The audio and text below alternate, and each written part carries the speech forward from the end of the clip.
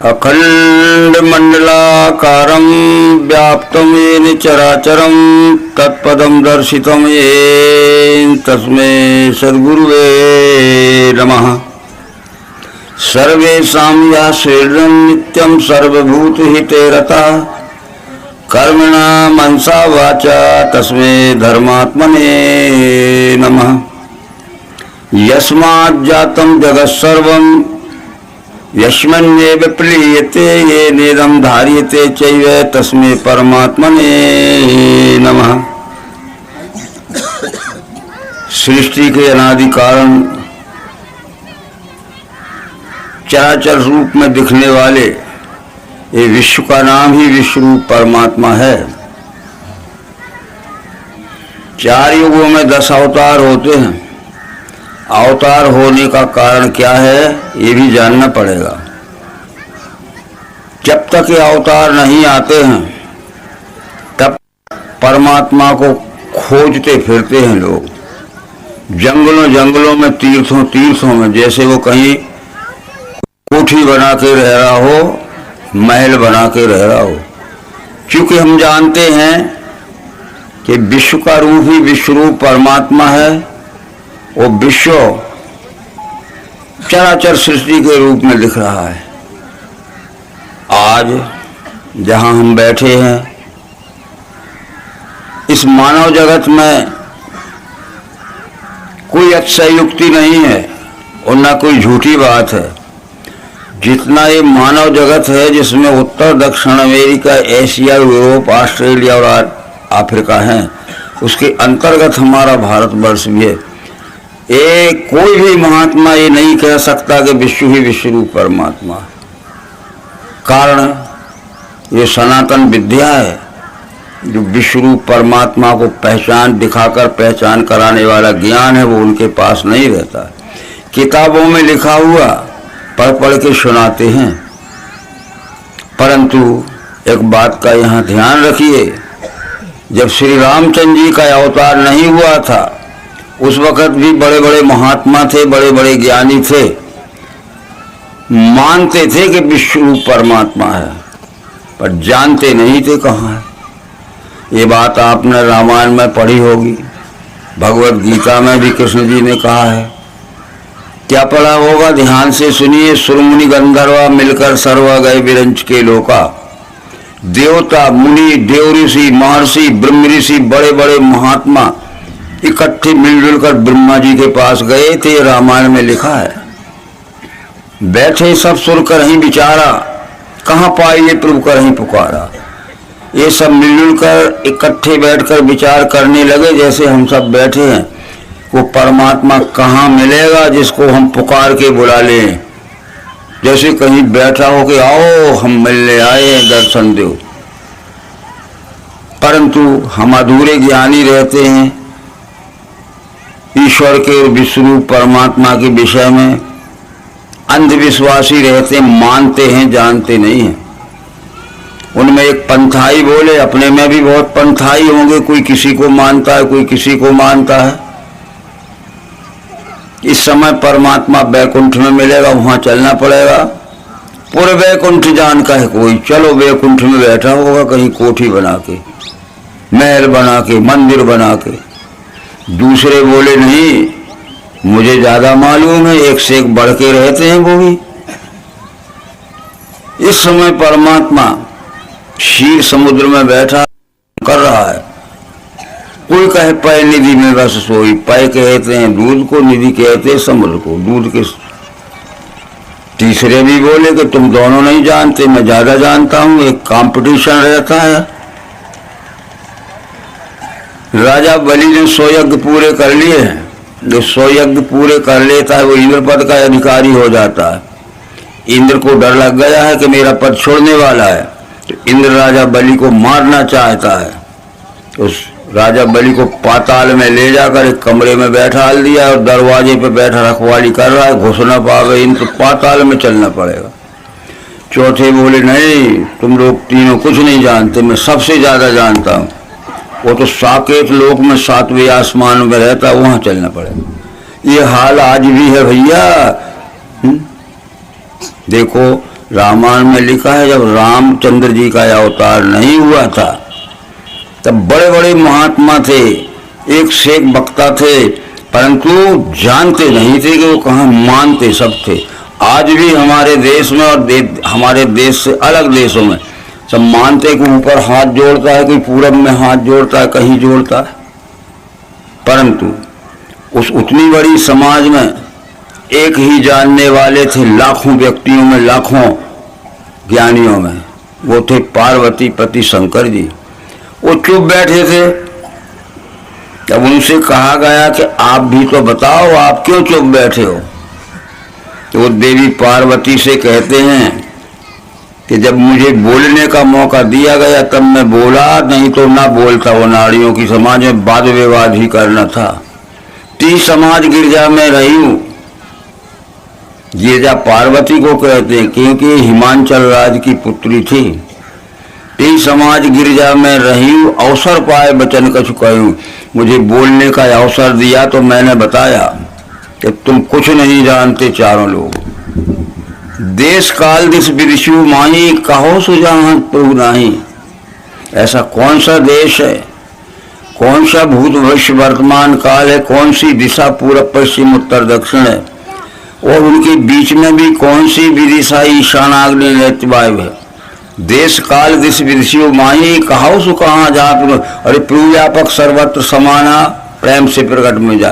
वो तो परमात्मा सर्वत्र व्यापा हुआ है, समान व्यापा हुआ है। ये विश्व ही परमात्मा है। उमाजे रामचरण रथ, विगत काम मद क्रोध, निज प्रभु में देखें जगत काशन करें विरोध। जो राम के ज्ञान से समन्वित हैं और जिनके अंतःकरण में से काम मद क्रोध के विकार निकल गए, उनको सारा जगत अपने प्रभु का स्वरूप दिखता है। जगत एव हरि, हरि एव जगत। बहुत सी बातें हैं। ये विश्व ही विश्व रूप परमात्मा है। इसको छोड़ के न कहीं विश्व के बाहर परमात्मा, न विश्व के भीतर परमात्मा है, न कोई दिशा में है, न कोई विदिशा में है। बस व्यापक विश्व रूप भगवान। ऐसे बहुत से प्रमाण आएंगे। आज 7वें दिन आज हम समापन की ओर जा रहे हैं। वेद काल में जो था उनमें यही बताया गया था, वेद काल के तत्वदर्शियों ने, कि विशन्ति प्रविष्टानि भूतानि यस्मिन् यो पृथ्वी वायु आकाश आदि भूतेषु प्रविष्टा स विश्व।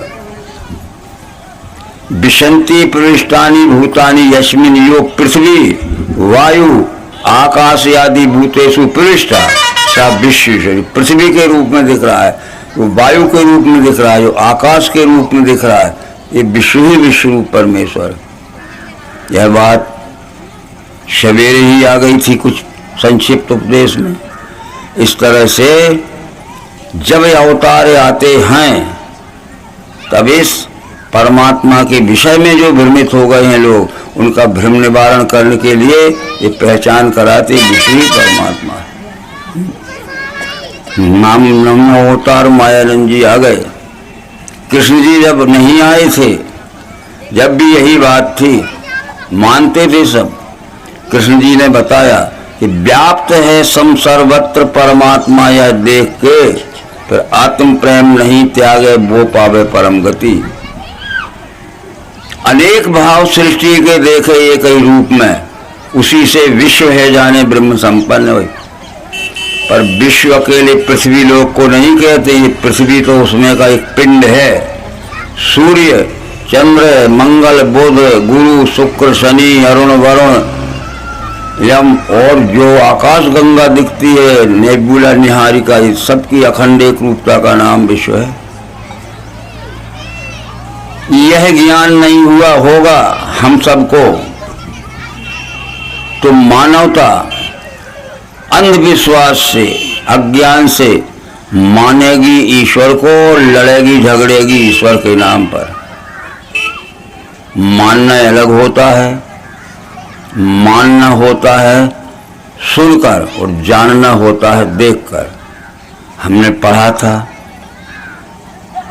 देवो देवालया प्रोक्ता सजीव केवल शिवा। त्यजेत ज्ञान निर्माल्यम सोहम भावेन पूजेत, अभेद दर्शनम ज्ञानम ध्यानम निर्विषयम बना। जो हमें भेद दिख रहा है मानव मानव में, ऊंच नीच में, छुआछूत में, अभेद दर्शनम ज्ञानम, जो भेद दिख रहा है भेद में, अभेद का दर्शन कराने वाले बोध का नाम ज्ञान है, और जिंदगी में कभी ना भूलना उसका नाम ध्यान है। हम कहते ज्ञान ध्यान से चलो, तो ज्ञान करें किसका? देखी हुई वस्तु को जिंदगी में कभी ना भूलने का नाम ध्यान है, और उसको दिखाकर पहचान कराने का नाम ज्ञान है। ज्ञान ध्यान से चलो तो कोई आंख मूंदता है, कोई कुछ करता है। अभी जो एक ऋग्वेद का मंत्र गाया गया था, जहाँ ऋग्वेद समाप्त होता है उसमें 10 मंडल हैं, 10 कांड हैं। ऋग्वेद में जो आदि नारायण थे उन्होंने कहा है कि हे मनुष्यों, इस विश्व की ओर देखो। वो संस्कृत में कुछ श्लोक हैं, संगच्छद्वम संबद्वम संभो मनांस जानिताम देवा भागम यथा पूर्वे सज्जना नाम उपास्ते समानो मंत्रः समिति समानी समानम मनः सचित्त में साम समानम मंत्र मभिमंत्री एवं समानेन वो हविषज होमि समाना आकुति समाना हृदयानिवा समान मस्तु वो मना यथा वस्तु सुहासती। हे संसार के मनुष्यों, तुम सबकी सलाह एक होना चाहिए ईश्वर के विषय में। कोई कुछ कहता है, कोई कुछ कहता है।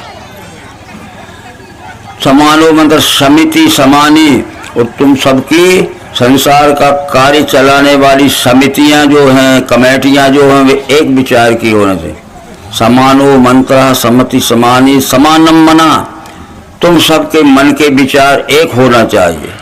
समानैन वो हविषा जो होगी, और जो तुम भी पूजा पाठ उपासना व्रत करते हो तुम्हारे एक शरीके होना चाहिए, ठीक है। और तुम सब मिलजुल के रहोगे और तुम्हारा एक ही देवता होगा विश्वरूप ईश्वर, तो जिंदगी में कभी दुख शांति नहीं होगी। और तुम इधर उधर भूम से भटकते रहोगे तो मत पंथ बना लोगे, आपस में लड़ोगे मरोगे। बस जो निज निज मति से भिन्न भिन्न है गाया, सो सब है मायानंद का है ब्रह्माया। भगवत गीता के प्रबोधक 8वें अवतार कृष्ण जी ने कहा कि पृथ्वी जल अग्नि वायु आकाश मन और भी अहंकार, यही मेरे प्रकृति के 8 अंग हैं। ये नाम लिए कि उस विश्वरूप परमात्मा को पहचानना है तो खुली आंखों से देखो। पृथ्वी जल अग्नि वायु और आकाश, ये 5 तत्व। पृथ्वी दिख रही है, जल दिख रहा है समुद्र, वायु हवा दिख रही है जो झाड़ हिलते हैं, आकाश दिख रहा है और अग्नि दिख रही है। पृथ्वी जल अग्नि वायु आकाश, और इसमें उसको पहचानने के लिए हमारे पास मन बुद्धि अहंकार ये 3 क्रियाशील हैं, वो जरूर बताया था। अब हमने फिर एक वस्तु अपने हाथ में ये ली है, और हमारे पास देखने जानने के साधन हैं, किसी से किसी को लेना नहीं है, अपने अपने साधनों से देखो। पृथ्वी दिख रही है, पृथ्वी का गुण गंध है। पृथ्वी जो है, पृथ्वी दिख रही है, पृथ्वी का गुण गंध है, और गंध से जानने के लिए हमारे पास नाक है। इसमें नाक से सूंघ के देखो, गंध है इसमें भरा। पृथ्वी दिख रही है, पृथ्वी में ये नारियल है और पृथ्वी का गुण गंध है, तो इसमें भी नाक से सूंघ के देखो, गंध है इसमें भरा। फिर पृथ्वी दिख रही है, पृथ्वी से उत्पन्न हुआ ये है, कपास हुआ, रुई बनी सब, और पृथ्वी का गुण गंध है, तो इसमें भी नाक से सूंघ के देखो, गंध। रंग बिरंगे कितने ही रूप हों, पर पृथ्वी का गुण गंध है, तो पृथ्वी भी दिख रही है, पर पृथ्वी का गुण गंध है, वो पृथ्वी का गुण गंध हमें नाक से सूंघ के दिखेगा। देख लीजिए किस चीज में नहीं है, देख लीजिए और कहाँ तक विस्तार फैला है इसी अकेले में। नाक से सूंघ के देखो गंध है इसमें भरा, इसमें इसी रीति लखो सारे दृश्य में गंध भी रहा। इसमें भी गंध, हमारे हाथ में भी गंध, कपड़े में भी गंध, नारियल में भी गंध, लकड़ी में भी गंध, कागज में भी गंध। तो जहाँ जहाँ पृथ्वी है वहाँ वहाँ हमें गंध यानी बास मिलेगी, पर कोई पूजा पाठ काम नहीं देगी, नाक से सूंघ के ही देखना पड़ेगा। हमारा दूसरा तत्व है जल, पानी। पानी का गुण रस है, जल का गुण रस है।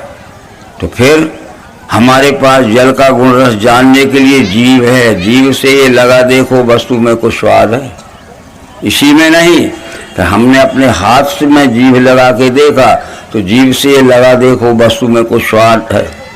इसमें भी हम जीभ से चख के देखते, इसमें रस है, कुछ स्वाद है, खट्टा खारा मीठा कुछ हो। इसी रीति लखो सारे दृश्य में गंध भी वो रस भरा हुआ है। जीभ से ये लगा देखो, जीभ से ये लगा देखो वस्तु में कुछ स्वाद है। वैसे ही विश्व में भी है रस भाव भरा हुआ। कागज में जीभ लगाओ, लकड़ी में जीभ लगाओ, कपड़े में जीभ लगाओ और किसी अपने में जीभ लगाओ, जीभ से जब देखोगे तो रस ही मिलेगा। तीसरा तत्व क्या है? अग्नि है। अग्नि का गुण रूप है। रूप देखने के लिए अग्नि की क्रियाशील ज्ञानेंद्रिय आंख अपने पास है। अपनी आंखों से देखो दिखता है पदार्थ, यही नहीं अपनी आंखों से देखो दिखता है पदार्थ, यही नहीं अपनी आंखों से देखो दिखता है पदार्थ। ये इसी तरह से विश्व में भी रूप का दिखना भरा हुआ है। चौथा गुण क्या है जी? वायु है, हवा। वायु का गुण क्या है? स्पर्श है। तो वायु स्पर्श ध्यान में यहाँ मुलायम है, इसे हाथ लगा देखो आता है, इस बार खुरदरा है, कहीं चिकना है, कहीं गीला है, कहीं सूखा है। इसे हाथ लगा देखो आता है स्पर्श। ये स्पर्श भाव सर्वत्र विश्व में है भरा हुआ। ये जल में भी स्पर्श है, चेतन में भी स्पर्श है, यहाँ भी स्पर्श है। चौथा तत्व तो आकाश है। आकाश का गुण शब्द है। शब्द जानने के लिए हमारे पास आकाश की क्रियाशील ज्ञानेंद्रिय कान है। पर देख लीजिए इसमें शब्द है स्थायी बजा के कान से सुनो। इसी में नहीं अकेला, इसमें भी शब्द है स्थायी बजा के कान से, इसमें भी शब्द है स्थायी बजा। शब्द के प्रकार कितने होंगे? कहीं ठन ठन बोलेगा, कहीं खट खट बोलेगा, कहीं फट फट बोलेगा। तत्वों के गुण हैं। आकाश का गुण शब्द है, कान से इसी में सुन लीजिए।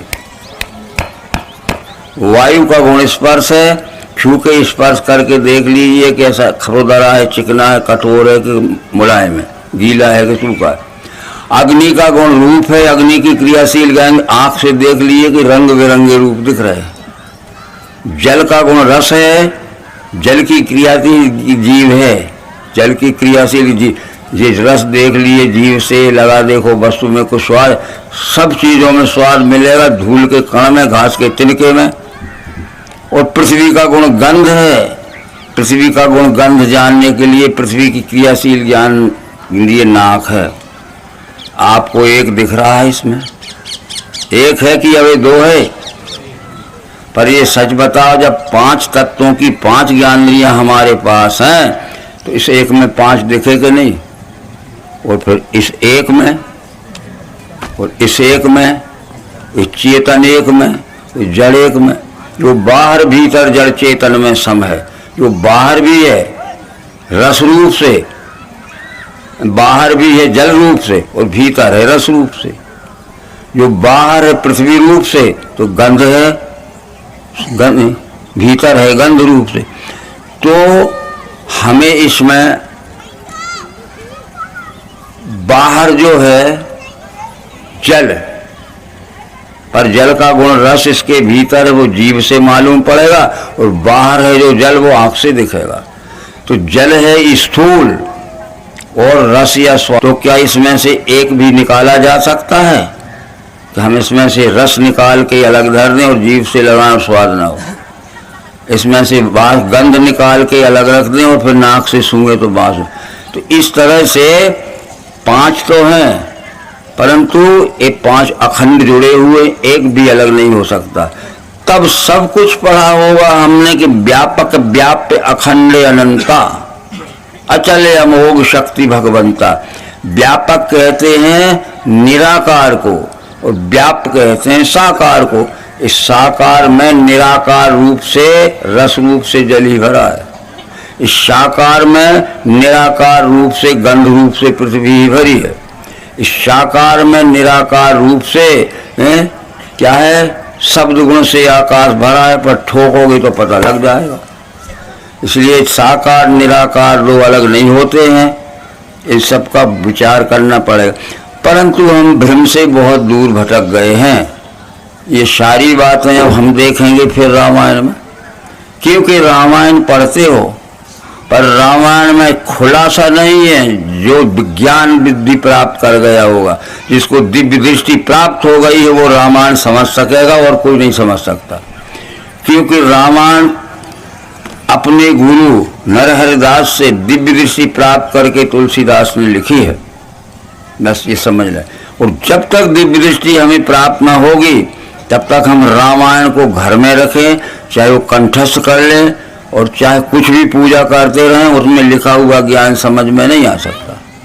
अब एक बात यहाँ आती है कि वो क्या करते हैं।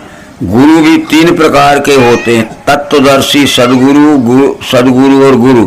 तत्वदर्शी सदगुरु उसे कहते हैं जो देखे हुए को दिखा सकता है, जो देखा है और जैसा देखा है और देखे हुए को वैसा ही वैसा दिखा सकता है। और गुरु कहते हैं जो केवल सुना सकता है कि सब में परमात्मा है, सब में परमात्मा सर्वव्यापी है। उससे कहोगे सर्वव्यापी है परमात्मा तो इसमें कैसे है, वो कोई इसमें कैसे होगा। अरे तो सर्वव्यापी है तो कहते लिखा है इसलिए। फिर ये कहते सदगुरु, और गुरु कहते हैं जो शब्दों में सुनाता है। तो कृष्ण जी ने कह दिया कि सुनकर भी बोध नहीं किसी को, पढ़कर भी बोध नहीं किसी को। बोध हो ज्ञान होता है देखकर, देखकर ही ज्ञान हो सकता है। तो इस तरह से अब सदगुरु की वंदना करते हैं तुलसीदास और सदगुरु के लक्षण बताते हैं तुलसीदास। ठीक है, बंदम गुरुपद पदम परागा, बस सबसे पहले जब कलम चली तो बंदम गुरुपद पदम परागा, सुरुचि सुवास सरस अनुरागा। अमीय मूर में चूर्ण चारु, समन सकल भवरोज परिवारु। शुक्र संभुतन विमल विभूति, मंजुल मंगल मोद प्रसूति। जनमन मंजु मुकुर मल हरणी, किए तिलक गुण गण बसकर। श्री गुरुपद नख मणिगण ज्योति, सुमरत दिव्य दृष्टि ही होती। इन आँखों में नहीं होती है।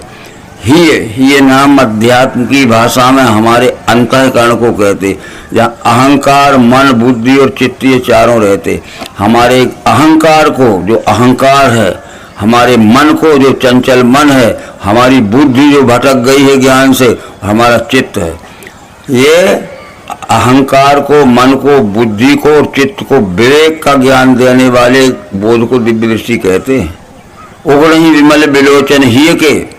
फिर हमारे भीतर जो अज्ञान का भ्रम भरा था, उगड़ही यानी भीतर की आंखें खुल जाती हैं, बाहर की आंखें तो यही हैं। उगड़ही विमल बिलोचन ही के, मिटही दोष दुख भव रजनी के। फिर सूझही राम चरित मणिमाण, फिर राम दिखने लगते। कहाँ दिखने लगते हैं कि एक जगह रखे हैं क्या कहीं, गुप्त प्रकट जहाँ जो जही खान। अरे जो जहाँ गुप्त है और प्रकट है, जहाँ देखो तहाँ राम ही राम दिख रहे हैं। तो जड़ चेतन जग जीव जत सकल राम में जान।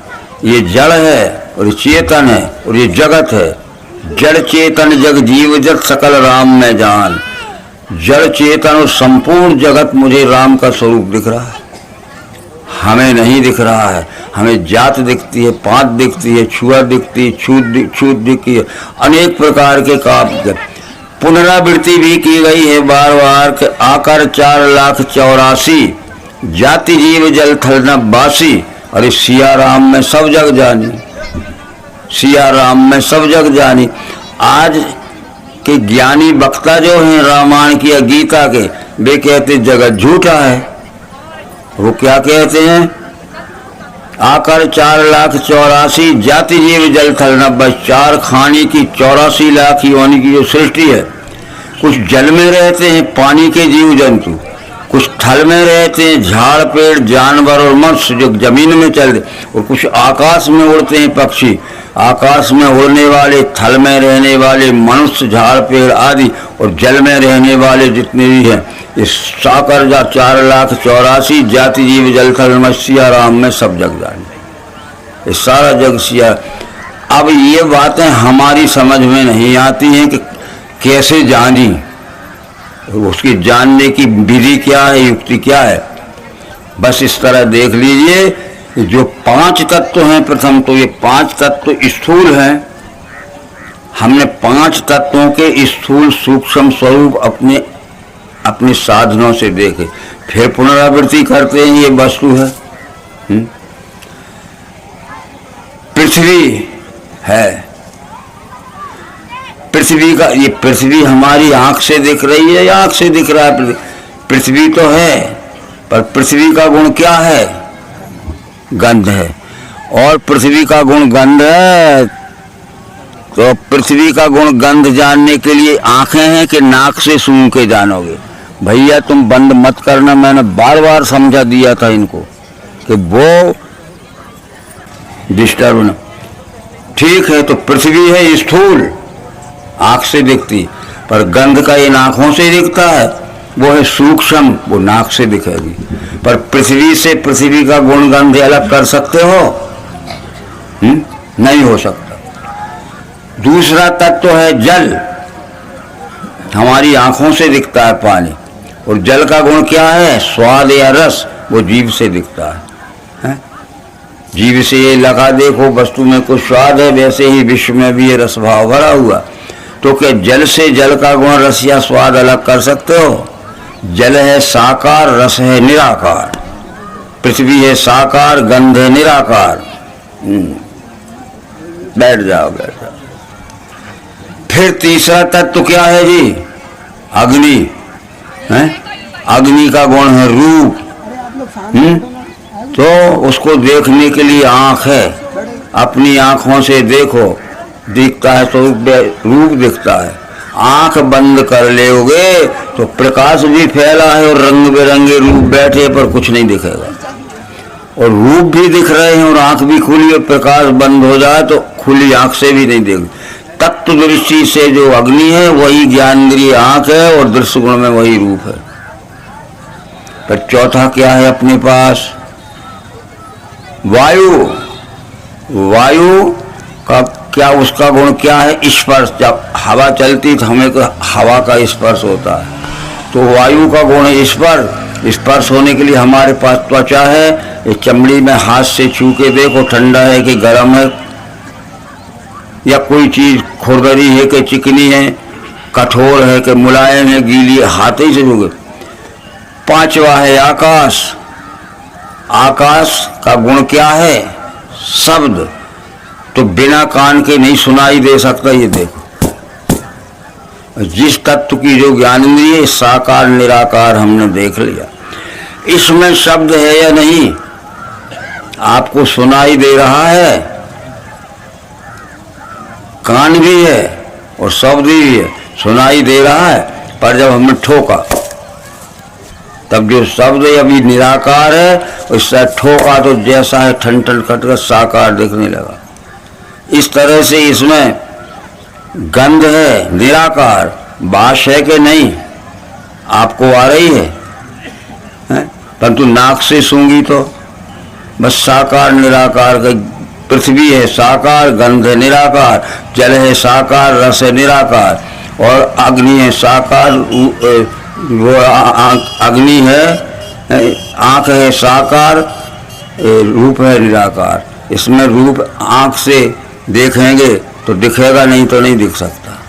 इस तरह से 5 तत्वों के 5 गुण दिखे। फिर एक बार समझ लीजिए कि कोई भी चीज ले लीजिए, इसमें एक है कि बहुत है। अब आपको हमके 5 न दिखें तो मत मानना।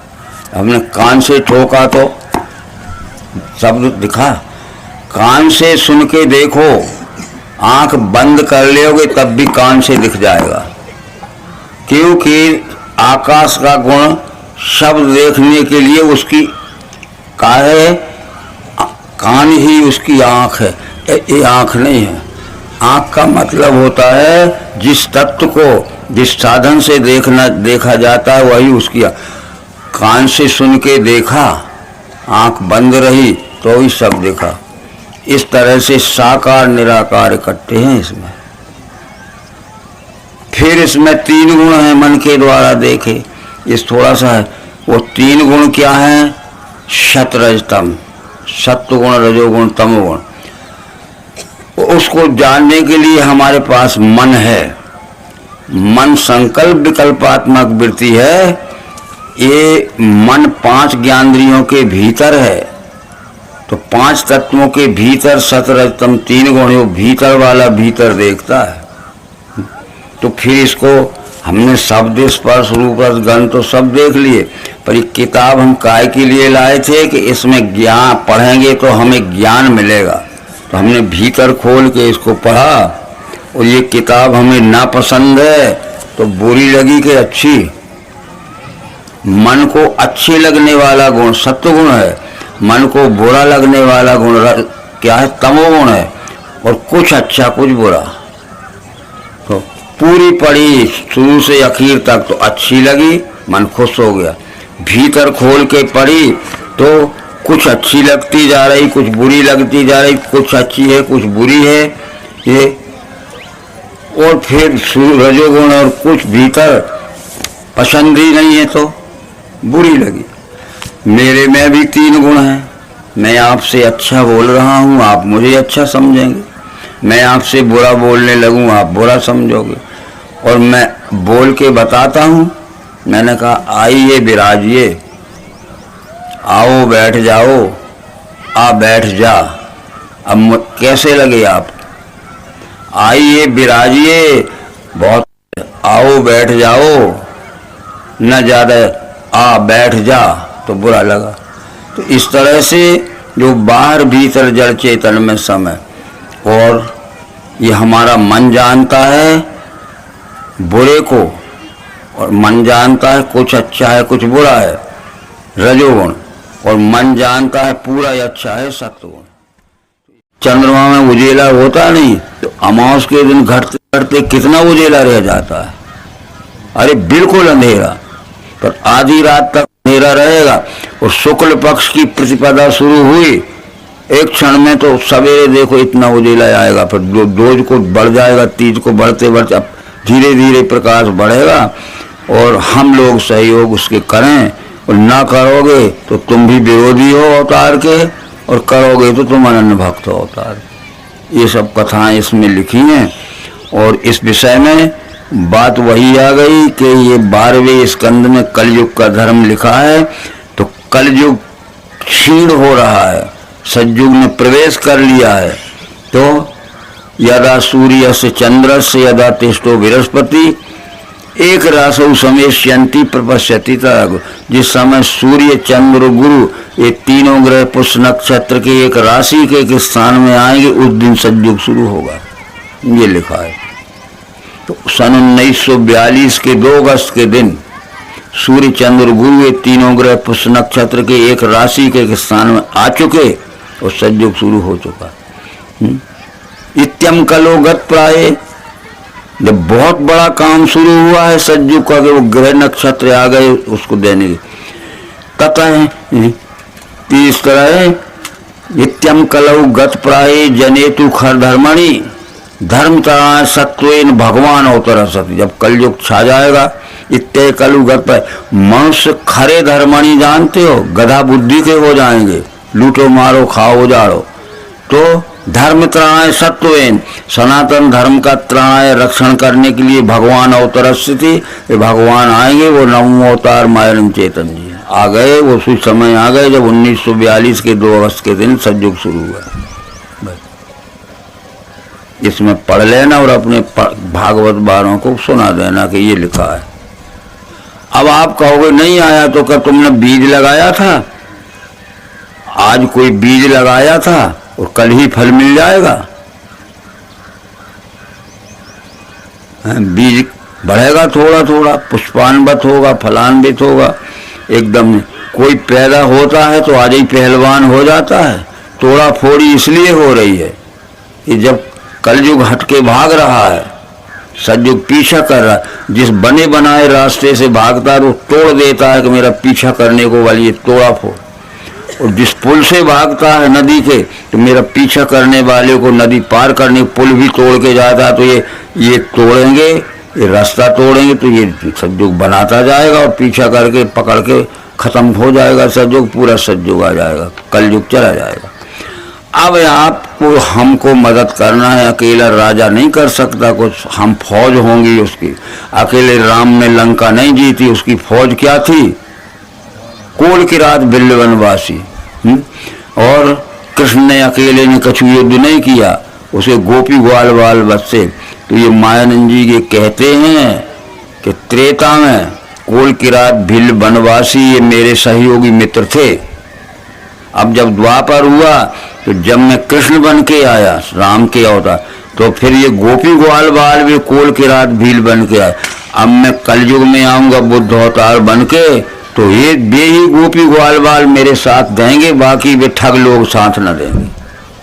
तो ये बातें हैं जो त्रेता में मेरे साथी थे, कोल की रात भील वनवासी यचूल, द्वापर में वे गोपी गोपाल बन के आए, और कलयुग में वे मेरे साथ आएंगे जो त्रेता में साथ थे और द्वापर में साथ थे। तो वही जब गोपी ग्वाल बाल बैठे, कोई महात्मा साथ नहीं देगा, उनकी तो मिल्कियत लुट रही। किसी से लड़ना झगड़ना मत, किसी से वाद विवाद मत करना, किसी का खंडन मंडन मत करना, बस सीधा रास्ता खोजो। ये विश्व ही परमात्मा है और ईमानदारी से चलना ही भक्ति है। मार दी बाजी उन्होंने जो शास्त्री महात्मा नहीं थे, ठीक है। जब रामचंद्र जी ने निषाद को ज्ञान दिया, निषाद हम पढ़ते हैं सब बातें, गाना गाते हैं, बाजा बजाते, मटक के खूब बाजे बजाते, वो करो सब, पर ज्ञान समझो। हम गाना तो गाते हैं। रामचंद्र जी ने जब निषाद को ज्ञान दिया, क्या था निषाद? सुन के बट के वैन प्रेम लपेटे अटपटे, वहीं से करुणा ऐन चितय जानकी लखन था। अरे वो पढ़ा लिखा नहीं था, अटपटा बोला था, इतनी उतनी खा लें तरें, ये तो बोल रहे कहाँ से आए? उतनी से हमने कभी उतनी का हुआ कोई गांव है का? हमें तो ले चलो उतनी का, यानी वहां से आए हैं हम, वही गांव की भाषा में उतनी के। कहाँ रहे तो महाराज? इतनी तो रहे थे। इतनी मानी का, इतनी यानी ये लाहौर में रहे थे। तो सुन के बट के बेन प्रेम लपेटे अटपटे, प्रेम से बहुत बोल रहा तो अटपटो बोल रहा तो बोल, पढ़ो लिखो न जाने। वैसे करुणा है, रामचंद्र जी मुस्कियाने खुशी हुए और चिता जानकी लखन, सीता की तरफ देख के और लक्ष्मण की तरफ देख के मुस्कियाने। अरे देखो लक्ष्मण और सीता, सीता तुम जनक जी के विश्वविद्यालय में पढ़ी थी, परंतु इतनी प्रेम से बोली थी कभी? अटपटो तो बोला तो, पर प्रेम लपेटे अटपटे। अरे लक्ष्मण जी तुम वशिष्ठ जी के गुरुकुल में तो पढ़े थे, परंतु इतनी वशिष्ठ जी के गुरुकुल में पढ़े, ऐसी प्रेम से बोले थे कभी? याद था। सुन के वट के बैन प्रेम लपेटे अटपटे, बेहसे करुणायन। रामचंद्र जी मुस्काए सीता जी की और लक्ष्मण की तरफ देख के। क्यों मुस्काए? इसमें प्रेम तो देखो बोले हैं, प्रेम लपेटे। परंतु जब वो सिर हिलाता गया और राम ने कहा कि केवट ये बताओ कि जो हमने तुम्हें ज्ञान दिया है समझे कि नहीं? बोले महाराज हम पूरा समझ गए। पूरा क्या कहलाता है? पूरा क्या कहलाता है? पूरा बताओ तो। अरे हम तो क्या बताएं, हम तो पूरा ही समझ गए, 1% कम नहीं। अरे पूरा को तो बताओ का है? तो केवट का कहत है, यही हमारी बड़ी सेवकाई, भूषण प्रसन्न ले चुराई। अरे महाराज जी अब जब तक आप हमें न मिले थे तो हम चुरा के और मार पीट के छुड़ा के लाते। अब आज आपने ज्ञान दे दो, हमने चोरी भी छोड़ दी, ना मार पीट के चुरा के लाए, ना रिश्वत लें। लो हो सबसे बड़ा बात, समझ जाओ, नहीं तो जयराम जी की ये कान से सुन के वो कान से उड़ा के उते जाके बोई को बोई फिर करने लगे लूटा मार। यही हमारी बड़ी सेवकाई, भूषण बसन न ले चुराई। हम सबसे बड़े सेवक बन गए महाराज, तुम हमें नंबर दो चले हैं। आप नहीं मिले थे जब तक हम चुरा के लाउते, मारपीट के छुड़ा के लाउते, पर आज से हमने चोरी करना छोड़ दिया, मारपीट के छुड़ा के लाना छोड़ दिया। बस तो जो ही तो चोरी कर वो रिश्वत ले और मारपीट के छुड़ा के जो ही छोड़ने, चाहे तुम बिल्कुल अंगूठा छाट हो और तुम शास्त्री जी हो गए तो बस। तो ये बात थी और समाप्त हो गया। और कलयुग समाप्त होने वाला है। कलयुग के 5000 वर्ष चले गए और बस वो 4,32,000 वर्ष को नहीं हो, ये क्या है, दिव्य दिन के बानी मान गए हैं। तो 4,32,000 में तुम एक भागे 365 का भाग कर दे तो जितने निकले हो तो कलयुग आधे से ज्यादा मर गए, या मरो सो वो भी लाते फटकार रहो, फड़फड़ा रहो है नहीं। अरे तरे भी डरो तो भी, मगर अब नहीं बचेगा। पर हमें और आपको साथ देना है। कोल की रातों ने भीलों ने साथ दो तो न अकेले राम कुछ न कर ले, गोपी ग्वाल वालों ने साथ दो तो न कृष्ण कछु न कर ले। क्या 18 पुराणों में भाइयों बहनों, 18 पुराणों में कृष्ण के पहले कोई गोपी था और ग्वाल था? हम खोज के बता देना किसी से। कृष्ण ने उस जाति का नाम गोपी रखा, उस जात का नाम ग्वाल रखा है। गो कहते हैं इंद्रियों को और पी कहते हैं पी लेने को। कृष्ण जी का ज्ञान जिसने अपनी इंद्रियों में धारण कर लिया, इंद्रियों ने पी लिया, तो वो हो गए गोपी। गो कहते हैं इंद्रियों को और पी कहते हैं पी लेने को। कृष्ण जी का ज्ञान जिनने अपनी इंद्रियों में धारण कर लिया और कृष्ण के ज्ञान के अनुसार चले, उनका नाम गोपी दिया था। और गोपाल उनका नाम दिया था कि गो कहते हैं इंद्रियों को, और कृष्ण जी का ज्ञान जो अपने आचरण में पालन करने लगा वो गोपाल हो गए। सब तुम गोपाल और गोपी हैं ही, ठीक है, तो गोपाल तो हैं ही और रुक्मणी भी तो हैं ही है ना। उनका परिवार है, उनके परिवार के हम सदस्य हैं। अरे वो द्वापर युग का कन्हैया, तो वही परिवार, वो क्या लिखा है सब उनने कि जब मैं राम था तब कोल की रात बानर भालू मेरे साथ थे, जब मैं कृष्ण हुआ तो ब्रज बनिता 16 सहज सगुण भक्ति के हेतु नरतंधर प्रगटे न से। और अब जब मैं आगे बुद्ध बन के आऊंगा तो तुम बेई गोपी ग्वाल वाल मेरे साथ में, मेरा ज्ञान अपनी बुद्धि में इंद्रियों में धारण करो, यानी इंद्रियों को पिला दे वो ज्ञान। और जिनका कृष्ण का ज्ञान जिनकी इंद्रियों ने पी लिया, धारण कर लिया, तो वो आचरण में लाएंगे। ठीक है। ओम शांति शांति शांति।